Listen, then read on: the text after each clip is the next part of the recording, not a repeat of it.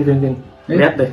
Masa umat agama Kristen yang lagi berdoa diserang sih sama orang-orang yang gak bertanggung jawab dari Islam di Sukabumi? Itu parah banget sih. Padahal kan di negara kita itu ada 5 agama ya. Kenapa mereka bisa nggak setoleransi itu ya?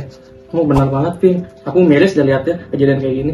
Tetapi Dar, di kisah hidup aku ya, di keluarga aku, pernah kakek aku juga menjadi korban di zaman DITI di masa itu Dar.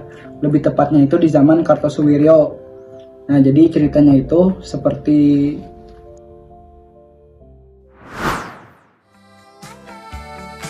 Malam minggu pukul 7 aku apel di rumahmu, ku bersiul dan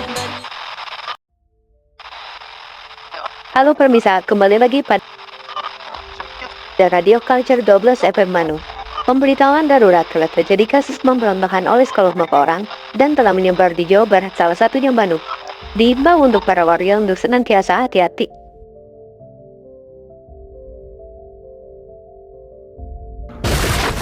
Naon eta euy? Ribut gitu di luar.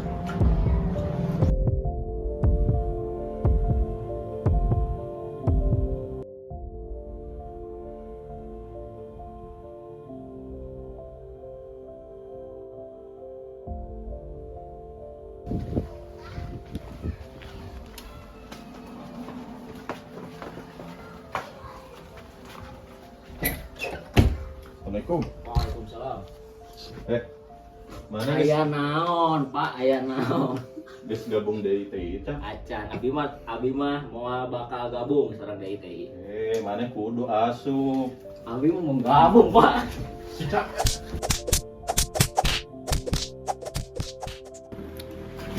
Wah, ya.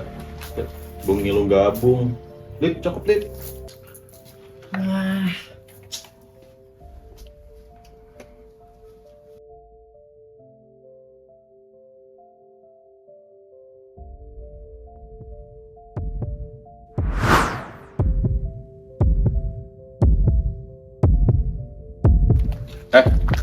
Mana kudu asup ka dari TI. Naon DITI teh? Indonesia teh bakal menjadi negara Islam di bawah kepemimpinan dari TI. Ah, bung. Iya mah Indonesia, lain negara Islam. Indonesia teh bakal jadi negara Islam. itu kenapa ya? Lagi ada ribut-ribut di situ.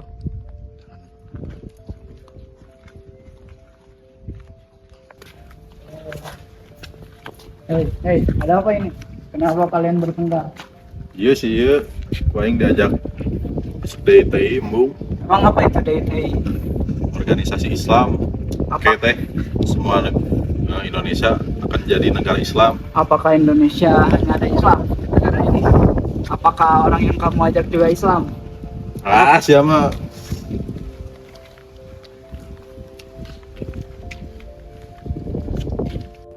Naon sih eta jelema teh teh jelas. Biasa Kang, itu mah. Makanya itulah pentingnya kita untuk menumbuhkan rasa nasionalisme agar kita tidak terbawa paham radikal berlebihan seperti orang oknum-oknum tadi.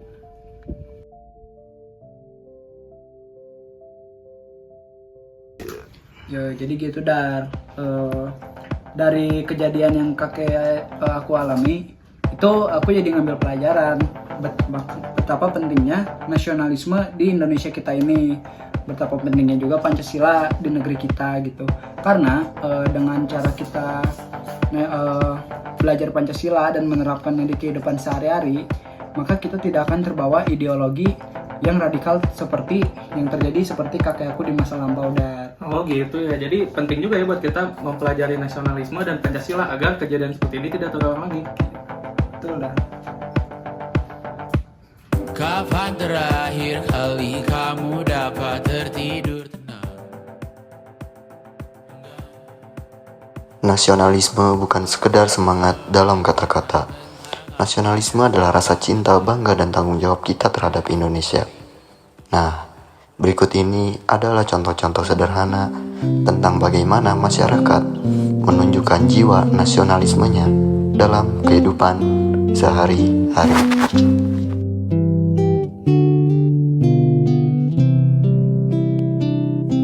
Pertama, Nasionalisme juga bisa dimulai dari hal kecil, seperti membuang sampah pada tempatnya. Saat kita menjaga kebersihan lingkungan, kita sedang menjaga tanah air ini. Bangsa yang besar dimulai dari rakyat yang peduli. Nasionalisme berarti mencintai Indonesia dari hal terkecil sekalipun.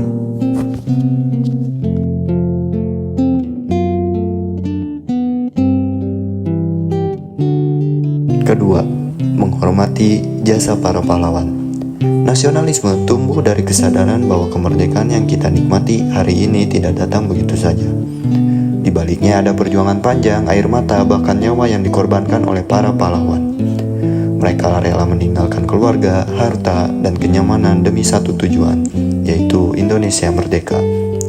Menghargai jasa para pahlawan bukan hanya dengan mengenikam cipta, tetapi juga dengan menjaga persatuan, menjalani hidup yang jujur dan bertanggung jawab, serta mengisi kemerdekaan dengan hal-hal positif. Saat kita belajar dengan sungguh-sungguh, bekerja dengan semangat, dan menjaga perdamaian, disitulah nasionalisme hidup dalam tindakan nyata.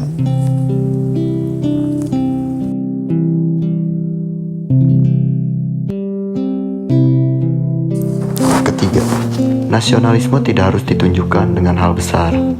Saat kita memilih produk-produk lokal, seperti salah satunya batik, kita sedang menunjukkan cinta pada budaya sendiri. Batik sendiri bukan hanya kain, tapi simbol identitas bangsa. Inilah bentuk nasionalisme dalam kehidupan sehari-hari. Bangga menggunakan produk lokal, karya anak bangsa.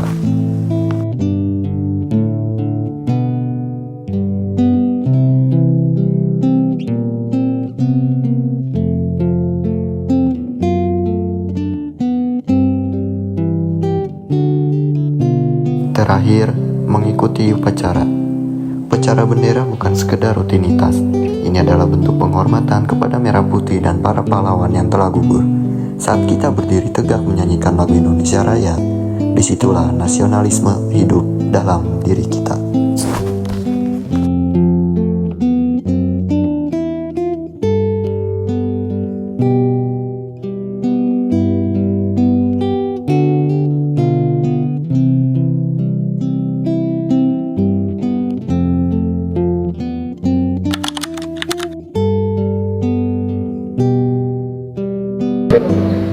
Menurut saya pribadi, nasionalisme adalah loyalitas atau rasa cinta yang harus diberikan terhadap tanah air, melampaui kepada suku, agama, dan juga ras.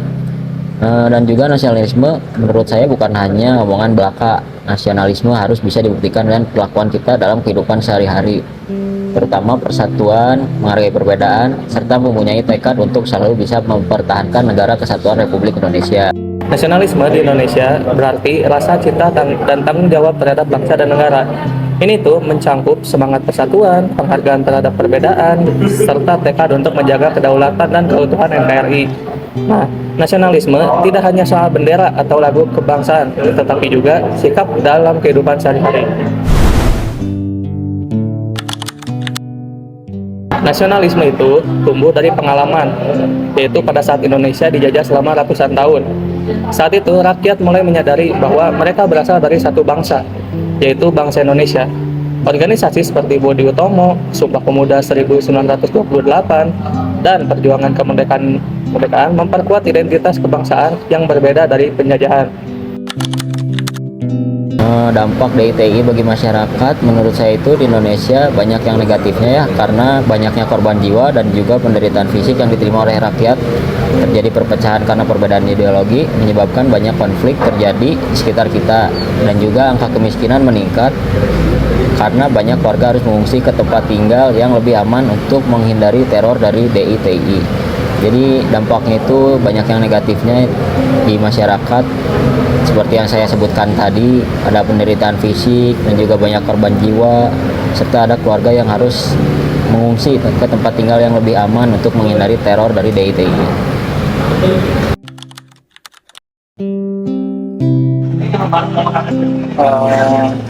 Menurut saya sendiri, apakah radikal itu bisa berpotensi bangkit kembali di Indonesia?